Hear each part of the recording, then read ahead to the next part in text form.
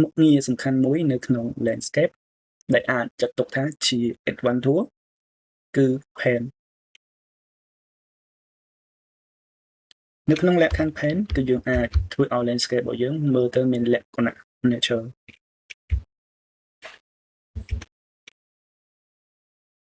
នៅក្នុង pen យើងមាន template ឬក៏ preset ជាលក្ខណៈ landscape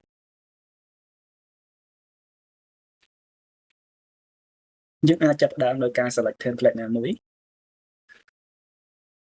ហើយយើងអាចឃើញបាន landscape របស់យើងគឺមានការ update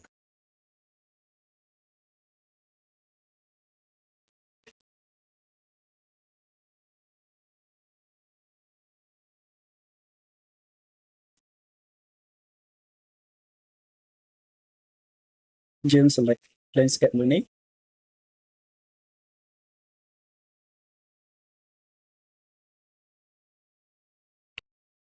ផ្នែកខាងមុខនេះ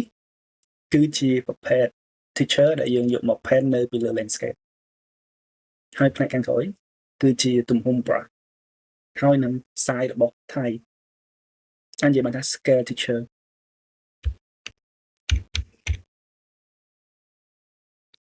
យើងអាច reuse brush size ដើម្បីឲ្យ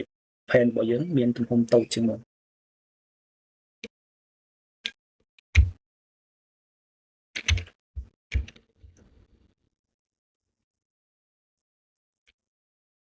ជាងមើលកន្លែងនេះនៅពេលដែលយើង select preset ណាមួយ ground ហើយនឹង path នៅលើកន្លែងនេះគឺវាមានលក្ខណៈដូចគ្នាហើយបើយើងយក brush របស់យើងទៅដាក់នៅពីលើហ្នឹងគឺយើងអាច paint នៅពីលើហ្នឹងបានជាមួយនឹងលក្ខខណ្ឌដែលយើងអាចហៅថាថ្មដែលដុះនៅពីលើហ្នឹងយើងអាច enable function មួយនេះគឺ toggle drop អញ្ចឹងផ្នែកខាងលើនេះគឺវានឹងទៅជាលក្ខណៈ drop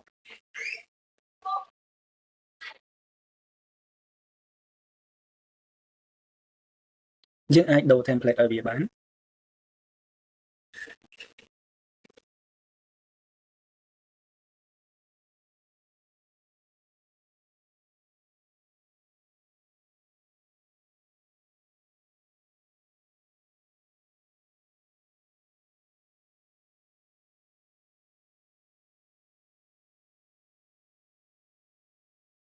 ហើយយើងក៏អាច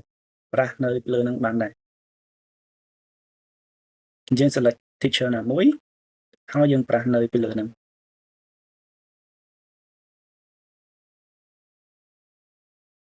effect របស់វារៀង slow ដោយសារតែ brush speed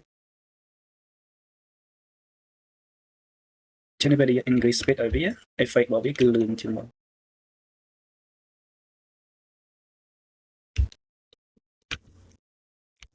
យើងមើលករណីកន្លែងនេះឧបមាថាយើងចង់ធ្វើ lane របស់យើងនេះចេញពីកន្លែងនេះគឺជាប្រភេទកុំថ្មឬក៏គ្រួសហើយដេញទៅជាក្រោមស្មៅនៅក្នុងនេះ option នេះយើងអាចបើកឬក៏បិទវាគឺអត់មានបញ្ហាទេនៅពេលយើង paint នៅលើក្រោមនេះ effect របស់វាអ្វីតែលក្ខណៈដែលមានថ្មដុះខ្ពស់ៗបែបនេះយើងចូលទៅក្នុង texture ណាមួយហើយយើង select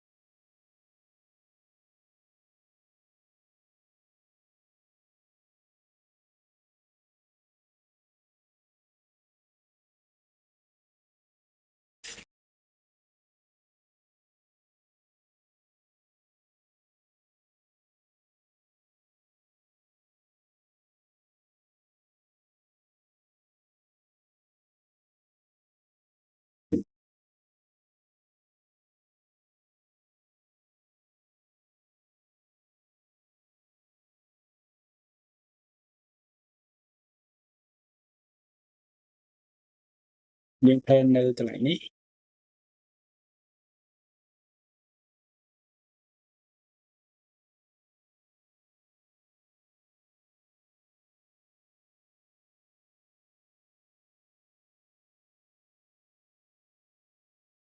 ក្នុងករណីដែល texture របស់យើងមើលទៅខុសយើងអាច reuse size របស់វាបាន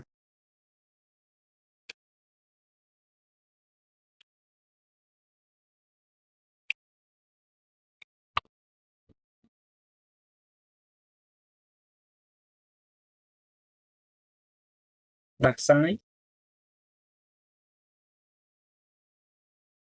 នោះយើងអាចចូលទៅ select ប្រភេទ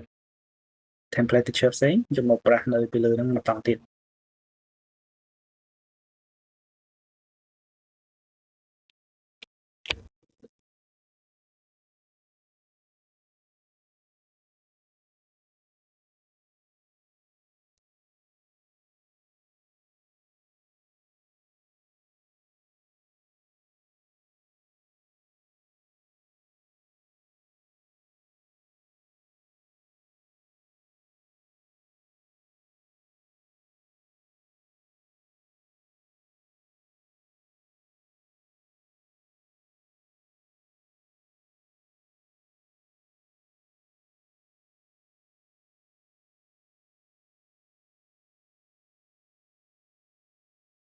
យើងឃើញ slot របស់វានៅពេលដែលយើង select គឺវានឹងដូរ appearance ដែលយើងប្រើនៅលើហ្នឹង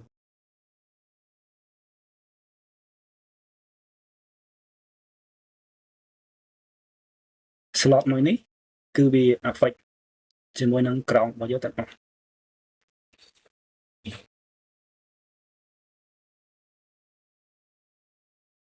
slot មួយនេះគឺយើង pen ជាមួយនឹង bubble នៅខាងក្នុង slot មួយនេះគឺ graph មួយនេះអញ្ចឹងយើងអាច make teacher ចូលគ្នាបាន 4